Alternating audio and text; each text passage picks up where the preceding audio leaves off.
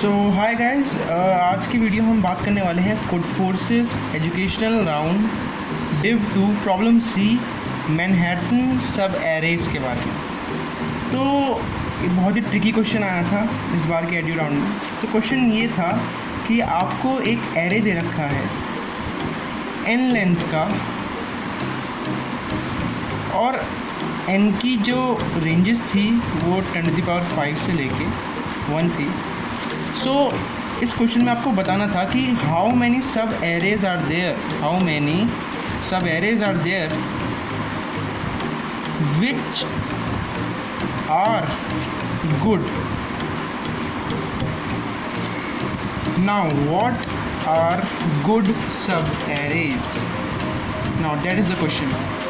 तो array good इस question में तब था, एन एरे इज गुड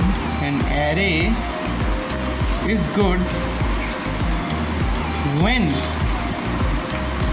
अगर आप कोई भी ऐसे डिस्टिंक्ट आई जे के पॉइंट्स ढूंढ लेते हो एरे में, आई जे के पॉइंट ढूंढ लेते हो इस सब एरे में such that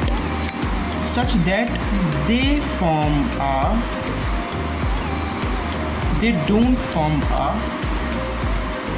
bad triplet. Now what is this bad triplet? Let's see this. Okay,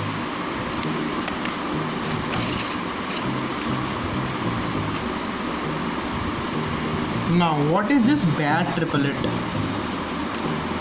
Now let's suppose there are 3 points P, Q, R. So bad triplets are defined as dp, r is equals to dp, q plus dq, r. Now what is this? What is dp, r? This is called Manhattan distance. Now what is this Manhattan distance which is given in the question?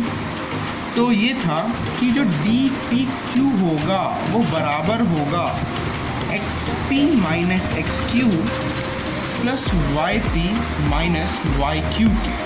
So that is Manhattan distance.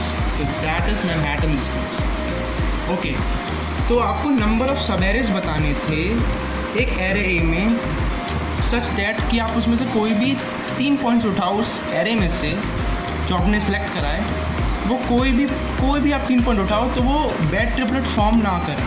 Okay, so that is the problem. अब बात आती है कि इसे start कैसे करें, कहाँ से अप्रोच करें इस क्वेश्चन को। तो सबसे पहले हमें ये देखना पड़ेगा कि बैड ट्रिपलेट्स क्या होती हैं और ये जो मैनहट्टन डिस्टेंस है ये क्या है। So let's see this what it is. Okay, तो सपोज आपके पास एक ग्रिड है,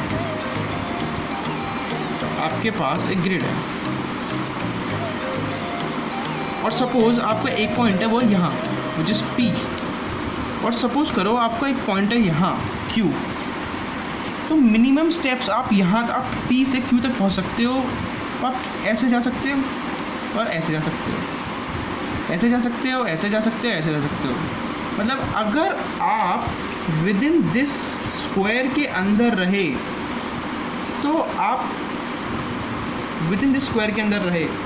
तो आप ये वाली कंडीशन फॉलो करेंगे।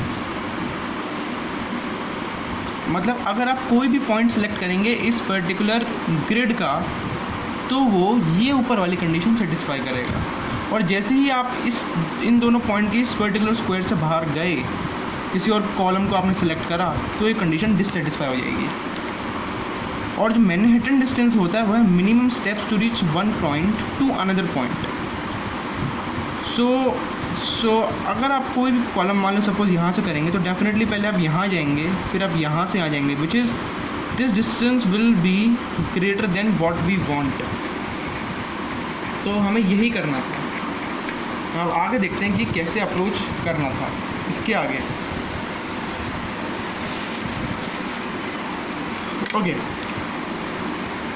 अब तो हमें पता चल चुका है इस प्रॉपर्टी के बारे में कि हमें कोई भी 2 पॉइंट के अंदर वो पॉइंट नहीं लेना। मतलब जो मेन चीज़ थी इस क्वेश्चन में देखने वाली वो ये थी कि आपको ऐसे पॉइंट सेलेक्ट, ऐसे एरे सेलेक्ट करने हैं जिसमें कोई भी पर्टिकुलर 3 पॉइंट्स इंक्रीजिंग ऑर्डर में ना हो और ना ही पर्टिकुलरली डिक्रीजिंग ऑर्डर में हो।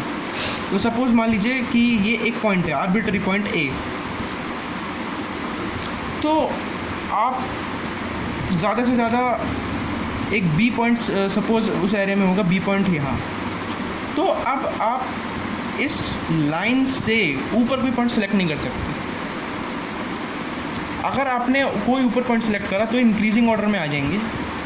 लाइक सपोज़ आपने यहाँ पे सेलेक्ट करा कोई पॉइंट सी, तो ये इंक्रीजिंग ऑर्डर में आ जाएंगे आप, तो विच वी डोंट वांट। क्यों?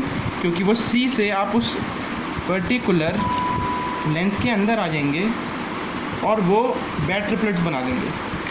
तो अब कंडीशन को फॉलो करते हुए आगे बढ़ते हैं। तो सपोज़ कि ये एक ए आर्बिट्री पॉइंट था और बी लेट सपोज़ यहाँ पे है।